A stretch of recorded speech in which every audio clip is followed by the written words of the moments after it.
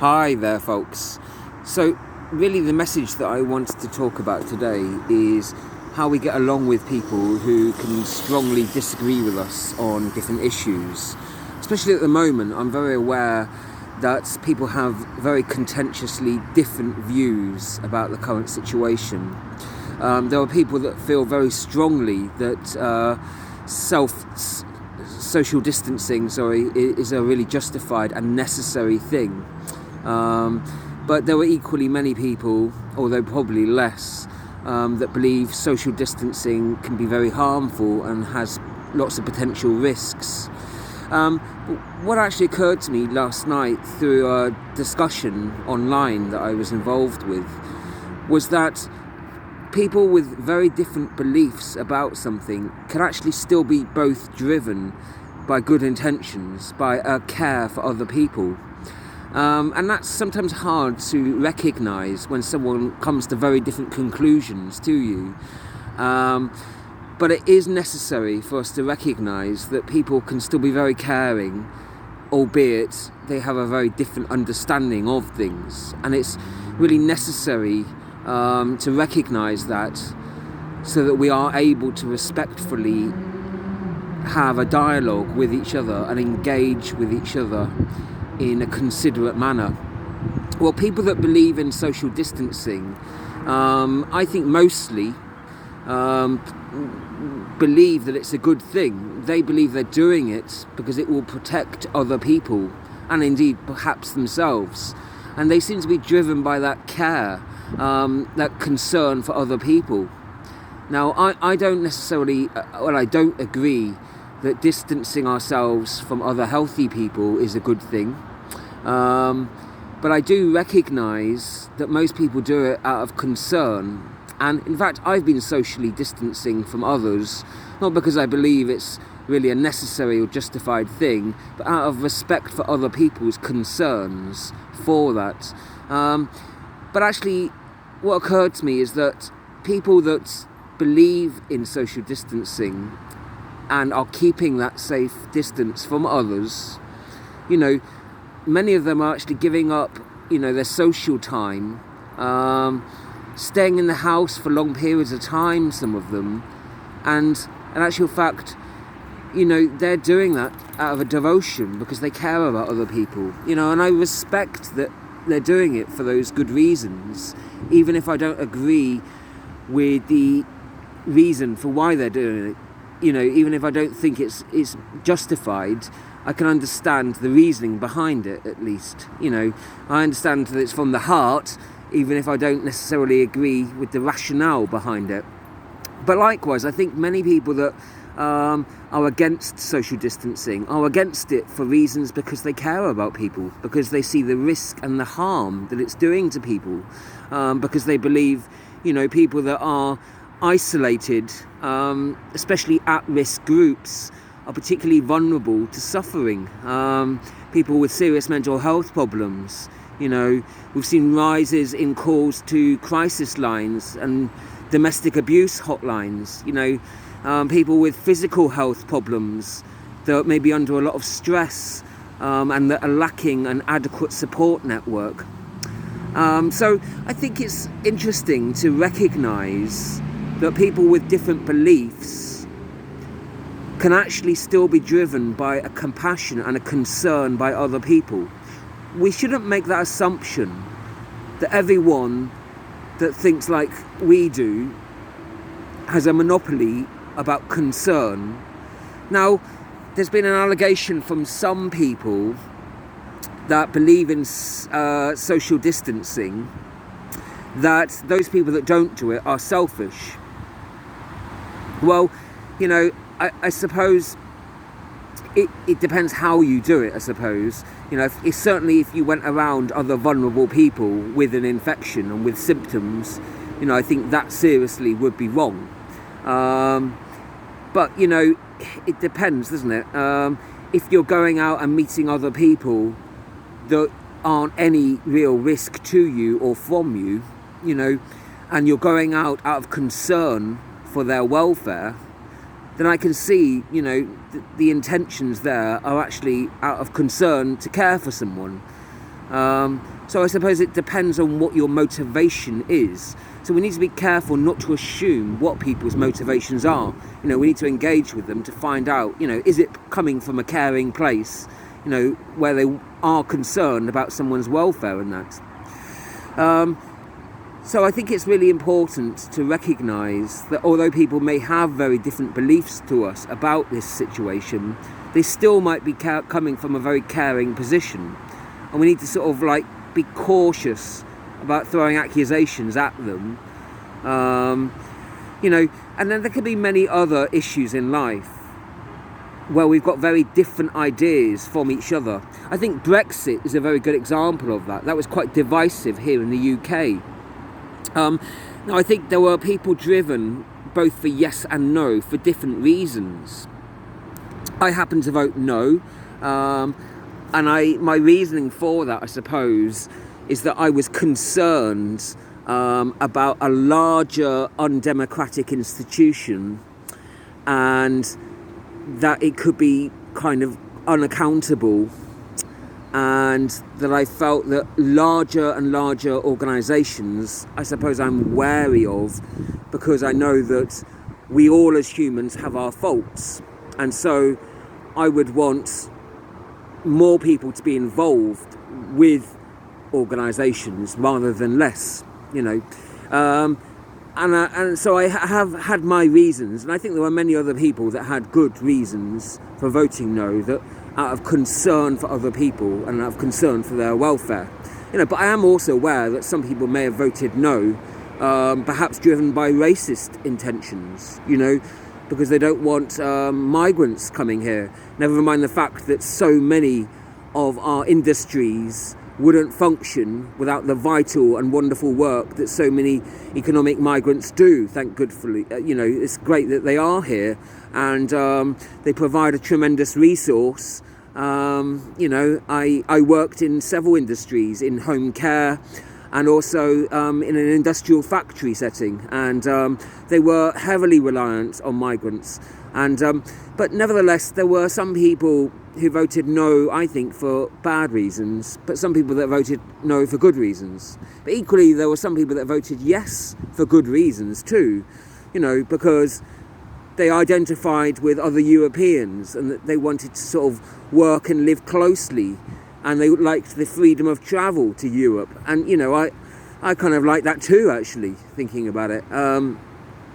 Other people, I think, maybe voted yes because they felt pressured into it, or it was a popular thing, or because, I don't know, I guess, because that's what other people were doing, I suppose. But, there could be good and bad reasons for why people voted differently to you, and that's what I sort of realised through Brexit. I identify with some people that voted no as much as some people that voted yes, and also some other people that didn't vote and saw it as a distraction, and some people that had too many other issues going on at the time and just weren't in a place to sort of dedicate enough time to it.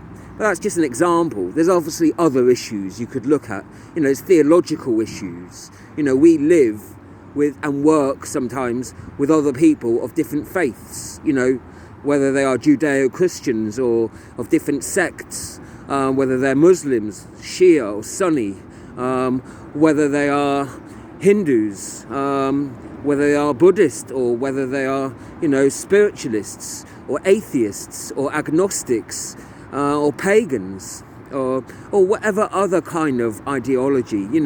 We will be working and living in close proximity to many people of many different theological beliefs. Now, we don't have to agree with other people, to try and get along with them, to try and strive to find common ground at least.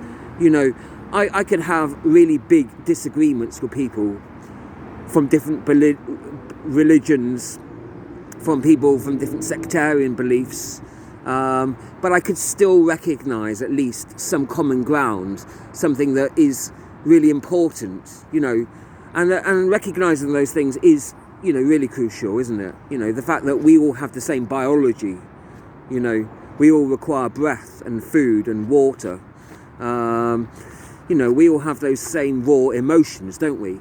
We all have the same fears in life. Nobody wants to be isolated and alienated, and nobody wants to be hated and have people thinking awful, false things about them.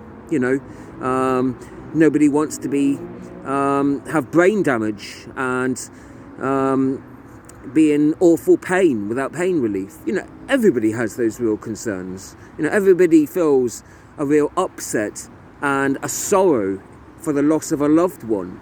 Everyone has that same joy of being around those that they love and of sharing, wonderful times with others. So it's recognizing those common emotions, that common biology that we have. The fact that we live on one earth, with one sun, one moon. The fact that we all come from one mother and one father. There are some things that are common about us.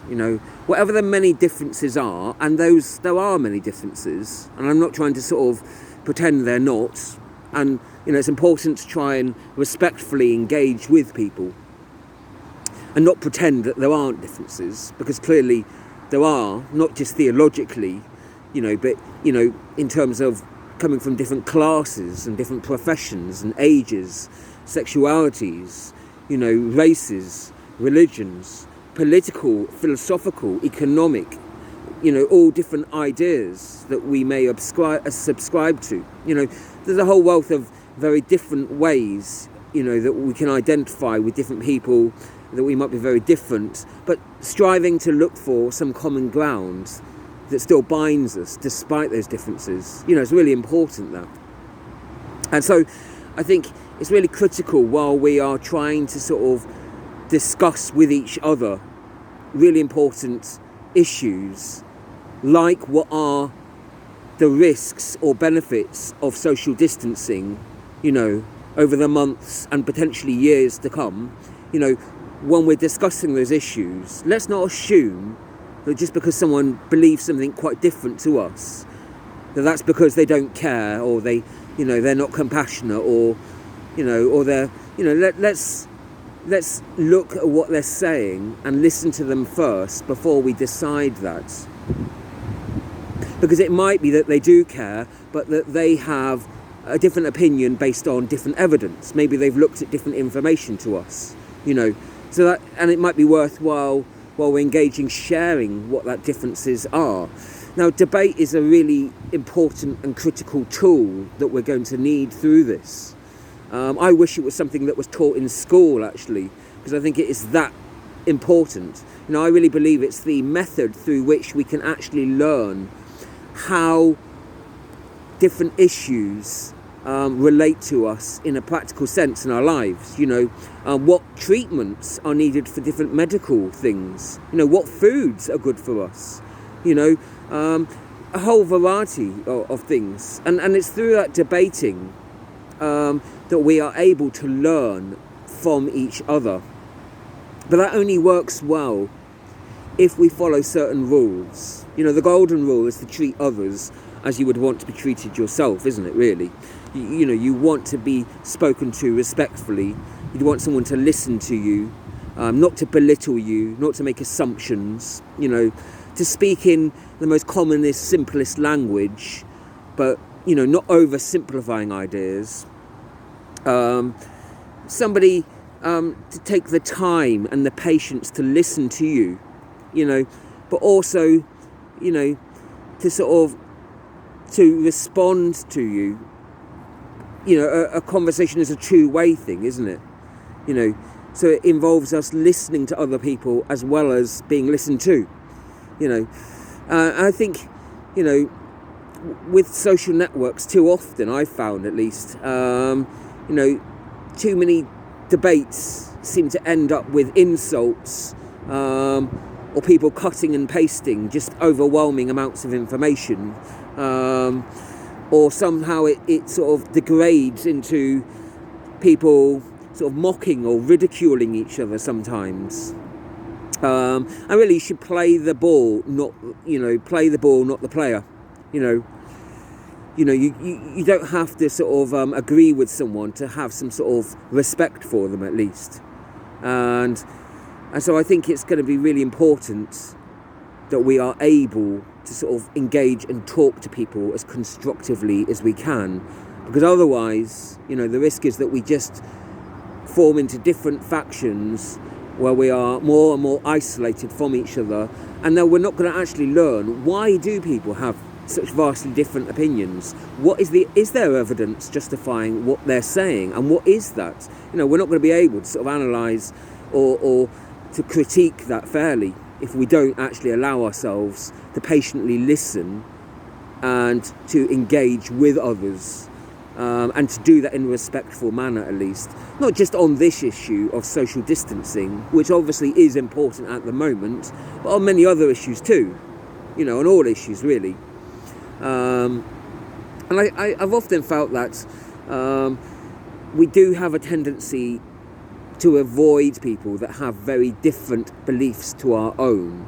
We'll only see them occasionally, and when we do, we'll avoid talking about the important things, or we will just see them through social forums, and we won't engage with them. We might just sort of throw out some monologue and then leave, and then, or we give each other sort of web links that we don't open and we don't look at anyway. And so are we actively engaging and listening and actually considering what others are saying, and are we doing that enough? Because that's going to be really important in this issue. And I think trying to sort of moderate and chair debates well is also what's going to be really critical, making sure that we have good regulations that enforce a respectful code of conduct in the manner in which we treat each other. And I think that is also going to be critical throughout this. And it's sort of finding different means of communication that work as well. Finding a type of language that's suitable and can communicate to different people well. So that's also important as well.